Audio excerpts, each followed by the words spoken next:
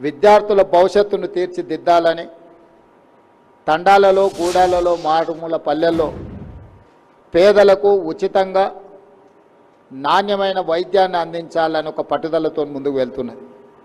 అందులో భాగంగానే ఈరోజు మీకు కావాల్సిన ఇన్ఫ్రాస్ట్రక్చర్ అన్లెస్ అంటిల్ ఇన్ఫ్రాస్ట్రక్చర్ లేకుండా టీచింగ్ నాన్ టీచింగ్ స్టాఫ్ లేకుండా మీరు ఒక గొప్ప డాక్టర్లుగా రాణించడం అనేది కష్టం. దీనికి ప్రభుత్వమే పూర్తి స్థాయిలో సహకారాన్ని అందించి ప్రభుత్వం పర్యవేక్షించుకుంటూ ఈ కార్యక్రమాన్ని ముందుకు తీసుకెళ్తేనే ఇది విజయవంతం అవుతుంది. మేము ఎంత చేసినా ఇన్ఫ్రాస్ట్రక్చర్ మీద మేము హండ్రెడ్స్ ఆఫ్ క్రోర్స్ స్పెండ్ చేసినా ఈ ఇన్ఫ్రాస్ట్రక్చర్ను సరైన విధంగా నిర్వహించుకొని విద్యార్థులు ఉపయోగించుకొని మీరు రాణించినప్పుడే వీటి వల్ల ప్రయోజనం చేకూరుతుంది. Government can construct structures buildings.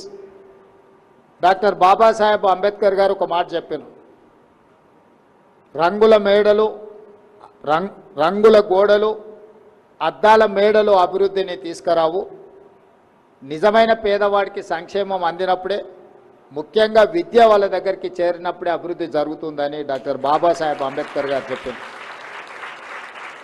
ఇక్కడ ఉన్న వాళ్ళందరూ నా సూచన ఒక్కటే, రంగుల గోడలు అద్దాల మేడలు ప్రభుత్వం నిర్మించగలదు, కానీ ప్రభుత్వానికంటే కూడా అందులో ఉండే విద్యార్థులు వాటిని నిర్వహించుకొని అవి భవిష్యత్ మీ తర్వాతి తరాలకు కూడా మీ తర్వాతి వచ్చే విద్యార్థులకు కూడా వాటిని నాణ్యతతో కూడుకున్న వాటిని మీరు అందిస్తే నిజంగా మనము ఈ విద్యలో రాణించిన వాళ్ళమవుతాం. ఈరోజు ఎంబీబీఎస్తోనే మీ విద్య ఆగదు, తర్వాత పీజీలు చేయాల్సిన అవసరం ఉన్నది. మీ స్థానిక ఎమ్మెల్యే గారు కూడా పీజీ డాక్టరే, పీజీ ఇప్పుడు చదువుతున్న డాక్టరే. మీ అదృష్టం, మీ డాక్టర్ స్టూడెంటే. ఐ థింక్ రీసెంట్ డేస్లోనే పర్ణిక గారు పీజీ ఎగ్జామ్స్ రాసినట్టుంది. సో మీ వర్టికల్లోనే మీ కేటగిరీలోనే మీ కోవాలో సంబంధించిన మీ డాక్టర్లకు సంబంధించిన మీ ఫ్యామిలీ నుంచే ఈరోజు నారాయణపేటకు శాసనసభ్యురాలుగా ఉండడం అనేది మీ అందరి అదృష్టం. మీ కష్టాల గురించి, మీ అవసరాల గురించి, మీకు ఇక్కడ కావలసిన వసతుల గురించి మీతో పాటు డాక్టర్ పర్ణిక గారికి కూడా సంపూర్ణమైన అవగాహన ఉన్నది.